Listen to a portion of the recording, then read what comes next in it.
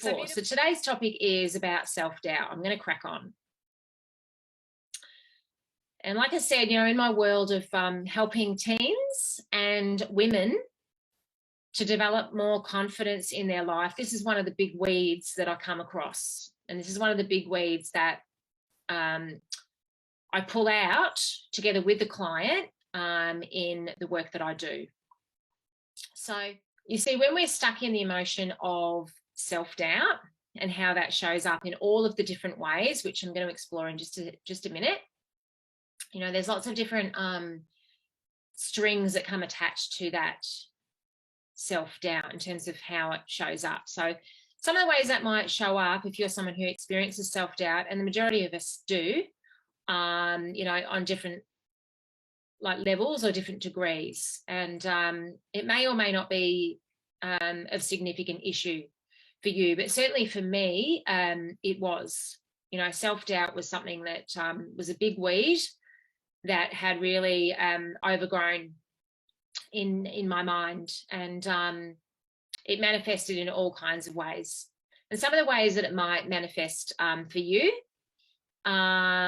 physical ways or physical sensations like churning in your stomach, headaches, migraines, muscle tightness, tightness in your jaw can be a big one.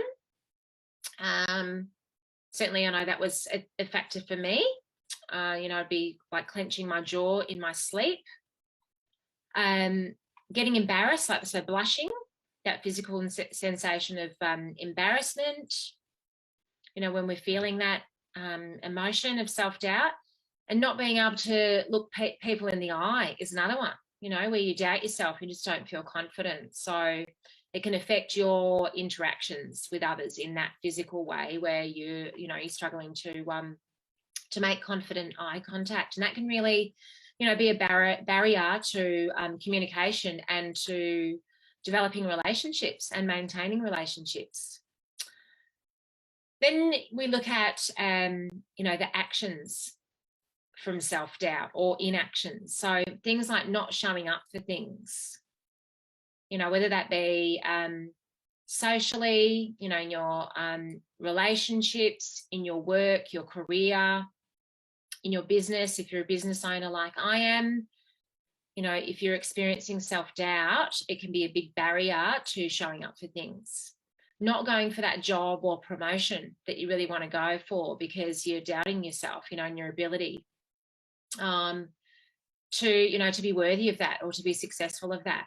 Not signing up for that class that you've been wanting to do. That used to be a big one for me, certainly growing up, and it meant missing out on a lot of things because I just didn't, I didn't back myself, and I doubted my ability, my personal ability to be able to do something, and not only just to do it, but for me it was about doing it exceptionally well. But that's for a different episode. Not having conversations that you've been wanting to have, so self-doubt can be a barrier to wanting to have to having conversations that you've been wanting or needing to have with people. Not asking for the pay rise, so missing out on money, leaving money on the table because it's being blocked by feelings of self-doubt. Not buying an outfit or creating a wardrobe that you love because you doubt yourself and your ability or deservedness, worthiness to wear clothes like that, and so you dress yourself in a way that doesn't portray confidence, where you're hiding your body or not wanting to draw attention to yourself through colour or accessories or, personal style. So that can be another way where your self-doubt may manifest in your life. Asking other people for their opinion all of the time. That's a big one, when we're doubting ourselves and, our ability or the choices or decisions that we make.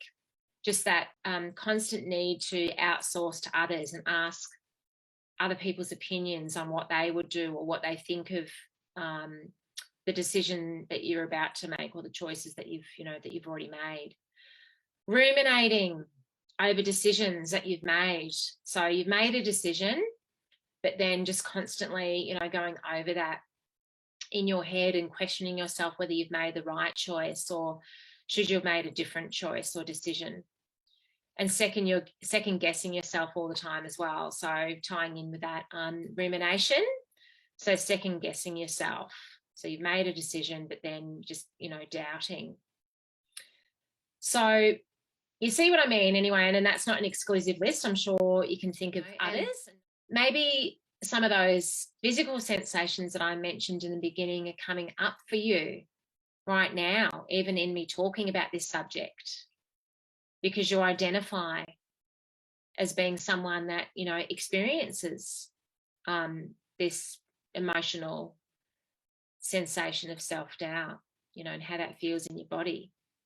And then that, the thought leads to the feeling, and then that leads to sometimes a physical sensation or experience. Maybe you might feel triggered by what I'm saying in some way, like you might feel defensive, wounded, upset, emotional. There's some of the ways that we might feel triggered by these type of topics when we relate, or maybe you feel comforted because this does resonate with you, and you understand that, well, you're not alone in these feelings. Like if I'm able to sit here and identify all of these feelings, that means that it's not just you, and that there are others, including me, that has had a lot of these experiences. Maybe you're putting shame on yourself for feeling this way.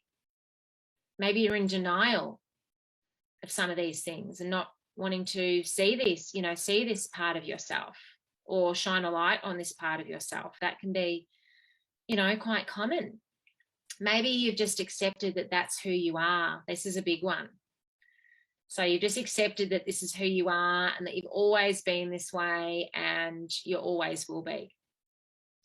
But that's actually not true, because you haven't always been this way. You weren't born this way. You have become this way.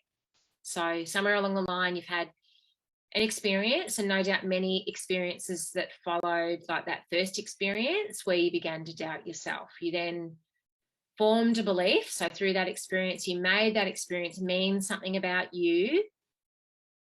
And that meaning that you have attached to that experience is showing up as self-doubt. And no doubt you have had many an experience since that first time to reinforce this belief. So you began to question yourself and your ability to make good choices. You began to question your capability. You started to compare yourself to others all of the time. Shocker, don't do it. Only just leads to more self-doubt and lack of trust. You found it hard then to make decisions, which can lead to procrastination. So we just don't want to make a decision because we're scared of making the wrong decision.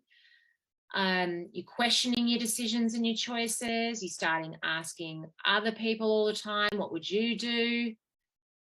And what lies beneath all of this self-doubt are scars. So they're emotional scars, not physical ones, but they're emotional scars, that have been created by wounds from experiences that you've had, and left unhealed. A lot of the time they go unhealed because we're not even aware of them. And then, we don't know how to go about healing these things within ourselves.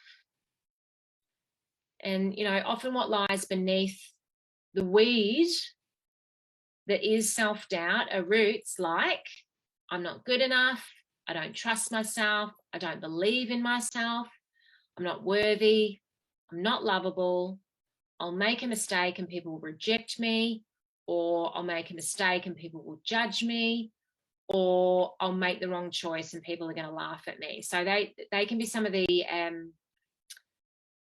monologues that go on inside of our head based on previous experiences. And so now that I've given you like this, a bit of an outline to get you thinking about self-doubt and how it might be showing up in your life. The question is, what is it that you can do? Investigation into that. So, all right, so this is the takeaway moment and the action, the time where you're going to take some action, okay? If you want to actually implement some strategies into clearing self-doubt, okay? So it's a whole host of questions. So grab a notepad or note paper and pen. Hit pause if you need to, okay? So I'm just going to run through some questions for you to ask and answer. And the first one is, when do I experience self-doubt? So just writing that down, when do I experience self-doubt? You can go back and answer these for yourself when I finished going through all of these questions, or of course you can just hit pause and answer as we go. The next one is, what are the key triggers for my self-doubt? So it's important to bring that awareness to yourself on what, when self-doubt occurs and what is it that triggers that for you. And I'm sure you understand why too. So it's important to have awareness of those trigger moments so that we can, in that moment, that you can have some tools, some go-to tools when you are in that situation. How often do I experience self-doubt? So, how big a deal is this in your life? Do you experience it daily? Multiple times a day? Do you experience it weekly, monthly? Is there a specific pattern? Even around your menstrual cycle, ladies? Because, of course, we're going through hormonal changes. You might notice that there's a pattern to your experience of self-doubt. So just examining what that is for you. How do I know that I'm doubting myself? So how do you know? And it's important to ascertain how it is that you know. What is it that you notice about yourself? Is it a feeling in your body, those physical sensations? Is it that you don't take action on something, or that, perhaps you engage in an unhelpful action, something that's not actually serving you? So, something like, when you're doubting yourself, like maybe that might then feed into unhelpful behaviors like binge eating, or turning to alcohol, or binging on social media, Netflix. So that those sort of avoidance strategies, not actually dealing with the self-doubt or the situation that you're doubting yourself, and then masking that with an unhelpful habit or behavior. How does it show up in my life? So when you are doubting yourself, what happens? What happens next when you start to doubt yourself? And what are the consequences of that self-doubt? So how does it show up? And what are the consequences when it shows up? What does self-doubt feel like? So what does it feel like in your body? And when self-doubt shows up, what are you missing out on? So ask yourself, what am I missing out on by hanging on to this self-doubt? Because you are hanging on to it. There is a way to release it, either with me or without me. There are ways of being able to release self-doubt, and it starts with this self-awareness piece. So what am I missing out on? Because you want to make that, what you're missing out on, bigger than hanging on to the self-doubt, because the self-doubt is kind of like, it's going to sound weird, but it's like a security blanket of sorts that you are hanging on to and cuddling into. And it's not a helpful one. So it's time to ditch that self-doubt, that self-doubt security blanket. It's time to get rid of that. Now, how long has it been an issue in your life?